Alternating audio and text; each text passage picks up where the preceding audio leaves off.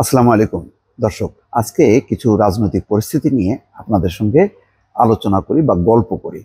আপনারা এই আলোচনা বা গল্পের অবশ্যই সমালোচনা করবেন বা মতামত দেবেন। বিষয়টা হলো এই যে, খেয়াল করেছেন যে ডক্টর মোহাম্মদ ইউনূস সাম্প্রতিক সময় যথেষ্ট পরিমাণ কোণঠাসা, আভ্যন্তরীণ রাজনৈতিকভাবে এবং বৈশ্বিকভাবে বলতে প্রধানত ভারতের কাছ থেকে যথেষ্ট পরিমাণে চাপের মুখে পড়েছে এবং এক ধরনের অস্থিরতা তৈরি হচ্ছে সীমান্ত এলাকায় এবং ব্যবসা বাণিজ্যের বিশেষ করে যারা আমদানি রপ্তানি বাণিজ্যের সাথে যুক্ত, তাদের রীতিমতো মাথায় হাত। একে একে সমস্ত স্থলপথে যেই পরিবহনগুলো, জিনিসপত্র রপ্তানি, মানে গার্মেন্টস, ফল মূল, তারপরে অন্যান্য পণ্য, সেগুলি বন্ধ করে দিয়েছে। স্থলপথে সহজে যেতে পারতো, সেটা বন্ধ করেছে। এখন শুধুমাত্র সমুদ্রপথ খোলা রেখেছে। তো স্বাভাবিকভাবেই যখনই সমুদ্রপথে পণ্য পরিবহন হবে, সেটা সময় লাগবে, খরচ বাড়বে। এর ফলে রপ্তানিকারকরা সেটা সুবিধা করতে পারবে না। ফলে ব্যাপকভাবে ক্ষতির সম্মুখীন হচ্ছে রপ্তানিকারক, আমদানিকারক বা অর্থনীতির সাথে সংশ্লিষ্ট যারা, তারা। এইটার বিপরীতে ডক্টর মোহাম্মদ ইউনূস কিন্তু তেমন কোনো পদক্ষেপ নিতে পারেননি। শুধুমাত্র বলেছে যে তৈরি গার্মেন্টসের ক্ষেত্রে কক্সবাজার, চট্টগ্রাম, ঢাকা এর সক্ষমতা বাড়ানো হবে, যাতে মানে উড়োজাহাজে করে গার্মেন্টস রপ্তানি করা যায়। এইটুকুই। এটাও যে খুব বেশি কার্যকরী হবে বলে, সেটা কিন্তু রপ্তানিকারকরা বা গার্মেন্টস যারা তৈরি করেন, সেই পোশাক রপ্তানিকারকরা, তারা আশ্বস্ত হতে পারেননি। অন্যদিকে সীমান্তর দিকে যদি খেয়াল করেন, প্রতিনিয়ত কিন্তু পুশিন হচ্ছে, ধারাবাহিকভাবে হচ্ছে। কাঁটা তারের বেড়া নিয়ে উত্তেজনা, ড্রোন উড়াচ্ছে। সেইখানেও কিন্তু এক ধরনের অসহায় আমাদের প্রশাসন বা সীমান্তরক্ষী বাহিনী, তেমন কিছু প্রতিরোধ গড়ে তোলা যায়নি। কোথাও কোথাও উত্তেজনা হচ্ছে, কিন্তু অব্যাহতভাবে পুশিন চলছে। এখানেও কিন্তু ইউনূস সরকার ফেল। কথা হচ্ছে যে এত কিছুর পরেও কেন এই ইউনূস সরকারের উপর এত মরিয়া? আভ্যন্তরীণভাবেও চাপের মুখে আছে, ভারতের দিক থেকেও চাপের মুখে আছে। কেন? যেখানে ইউনূস সরকার আসলে তেমন সফল হয়নি ভারতের এই যে সর্বগ্রাসী যে অর্থনৈতিক আগ্রাসন বলি, সীমান্ত আগ্রাসন বলি, সেই আগ্রাসন প্রতিরোধে তেমন সক্ষম হয়নি। কিন্তু কেন? প্রশ্ন হলো যে কেন ডক্টর মোহাম্মদ ইউনূসের উপর এত বেশি খাতা? যেখানে ইউনূস কিছুই করতে পারছে না, তারপরেও ভারতের সমস্ত মিডিয়াগুলোতে ইউনূস ইউনূস ইউনূস।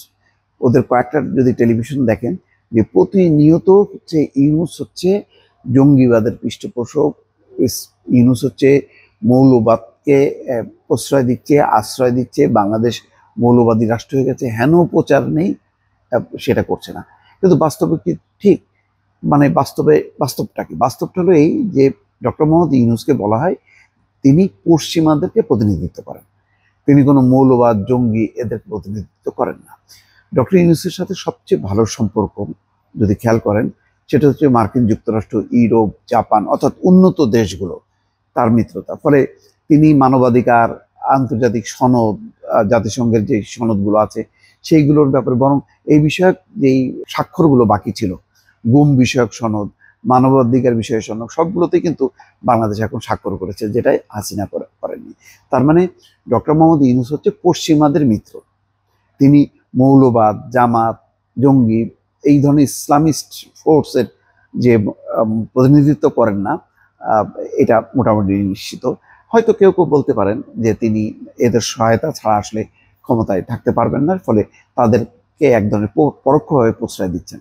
কিন্তু বাস্তবতা হলো এই যে সারা জীবনের ডক্টর ইউনূসের যেই সম্পর্ক, বন্ধুত্ব, সেটা হচ্ছে পশ্চিমা দেশগুলো। কে না জানে যে হিলারি ক্লিন্টন, তারপরে বিল ক্লিন্টন, এরা হচ্ছে একেবারে রীতিমতো একটা পারিবারিক বন্ধুর পর্যায়ে, এবং জো বাইডেনের সাথেও তার সুসম্পর্ক এখনো পর্যন্ত মার্কিন প্রশাসনের সাথে সুসম্পর্ক আছে। তো তারপরেও ইউনূস ভারত যে অব্যাহতভাবে বাণিজ্য প্রতিরোধ করছে, আমদানি রপ্তানি বাণিজ্যের সমস্যা তৈরি করছে, সীমান্তে একটা উত্তেজনা তৈরি করে রেখেছে, এবং কোনোভাবেই বাংলাদেশকে আর অ্যাক্সেস দিচ্ছে না। এর কারণটা কি? যেখানে ইউনূস কিছুই করতে পারছে না, কেন এত মরিয়া হলো? এর কারণ হিসাবে আজকেই একজন আমেরিকা প্রবাসী অধ্যাপকের সঙ্গে আলোচনা করছিল। তিনিও আমাকে জানতে চাইলেন কেন, আমিও ঠিক উত্তর দিতে পারছিলাম। পরে তিনি একটা ব্যাখ্যা আমার কাছে দিয়েছেন, এইটা আমার কাছে কিন্তু জুৎসই মনে হয়েছে। তিনি বলছেন ডক্টর মোহাম্মদ ইউনূস ইন্ডিয়ার সবচেয়ে যে ক্ষতিটা করেছে সেটা হচ্ছে যে তার যে গোয়েন্দা নেটওয়ার্ক, রয়ের যে গোয়েন্দা নেটওয়ার্ক, যে এখানে সামরিক বাহিনীতে ছিল, প্রশাসনে ছিল, পুলিশে ছিল, বা অন্যান্য সকল ক্ষেত্রে সমস্ত নেটওয়ার্ক সে তছনছ করে দিছে। এই নেটওয়ার্কের সঙ্গে যে সমস্ত যুক্ত যারা ছিল তারা অধিকাংশই পালিয়ে গেছে, ভয়ে পালিয়ে গেছে, আর বাকি যারা ছিল তারা ইতিমধ্যে বহিষ্কৃত হয়েছে বিভিন্ন জায়গা থেকে। ফলে যেহেতু সামরিক বাহিনী একটা তারা নেটওয়ার্কের মধ্য দিয়ে কাকে কাকে প্রমোশন দেবে, কারা তাদের লোক, এই ধরনের একটা তারা চর্চা করছিল। অর্থাৎ উপরের দিকে যত প্রমোশন তত বেশি ইন্ডিয়ার কানেকশন থাকতে হবে, প্রশাসনেও তাই, পুলিশেও তাই। এমনি বলা হচ্ছে না যে সংখ্যালঘু সম্প্রদায়ের মানুষগুলো আস্তে আস্তে গুরুত্বপূর্ণ পদে আসছে, বা মানে হিন্দু ধর্মের বাইরেও অন্যান্যরা, মানে অর্থাৎ যারাই ভারতমুখী, যারাই ভারতের ওই রয়ের সাথে সংযোগ স্থাপন করছে বা গোয়েন্দা সংস্থার নেটওয়ার্কের মধ্যে আসছে, তাদেরই উন্নতি হচ্ছে, তাদেরই নিরাপত্তা নিশ্চিত হচ্ছে। এই জায়গাটা ইউনূস একদম তছনছ করে দিছে, এবং এটাই হচ্ছে সবচেয়ে বড় ক্ষিপ্ত করে তুলেছে মোদী সরকারকে। বা ভারত সবচেয়ে বেশি রুষ্ট হয়েছে এই কারণে যে বাংলাদেশের যে রাজনৈতিক, সামরিক বা অন্যান্য বিষয়গুলো দিয়ে তারা নিয়ন্ত্রণ করবে, সেই নিয়ন্ত্রণ করার মতন আর কোনো খুঁটি তাদের কাছে থাকছে না। সেই জায়গায় তারা আশঙ্কা করছে যে আইএসআই নিয়ন্ত্রণ করবে বা চীন নিয়ন্ত্রণ করবে, তাহলে ভারত কোথায়? তাহলে সবসময় যে ভারতের যে একটা এক ধরনের প্রভাব থাকবে প্রশাসনে, পুলিশে, সামরিক বাহিনীতে, সেটা তো আর থাকছে না। এই নেটওয়ার্কটা ধ্বংস হওয়াটাই হচ্ছে কাল হয়েছে ইউনূস সরকারের জন্য বা ডক্টর মোহাম্মদ ইউনূসের জন্য, যেই কারণে ভারত একেবারে কথায় কথায়, মানে মনে প্রাণে সর্বোচ্চভাবে চেষ্টা করছে যে ইউনূসকে কিভাবে উৎখাত করা যায়, ইউনূসকে কিভাবে পদানত করা যায়। এই হচ্ছে একটা মানে বিষয়, যার কারণে ডক্টর ইউনূস সাম্প্রতিক সময় সীমান্তে আগ্রাসন বা বাণিজ্যে, অর্থনীতিতে যে ধরনের প্রতিবন্ধকতা তৈরি করছে, সেই ক্ষেত্রে সফল না হলেও অন্তত একটা ক্ষেত্রে তিনি সফল হয়েছেন, যে ভারতীয় যে রয়ের যে নেটওয়ার্ক সেটা একদম তছনছ করছে। এবং এই কারণেই ভারত একদম খুবই অ্যাগ্রেসিভলি চাচ্ছে যে যে কোনোভাবে হোক না কেন ইউনূসকে হটাইতে হবে। ইউনূসকে হটানোর পর যদি অন্য কোনো রাজনৈতিক শক্তি আসে, তাহলে অন্তত তাদের উপর ভর করে আস্তে আস্তে সে তার আগের সেই পুরনো নেটওয়ার্কগুলো স্থাপন করতে পারবে।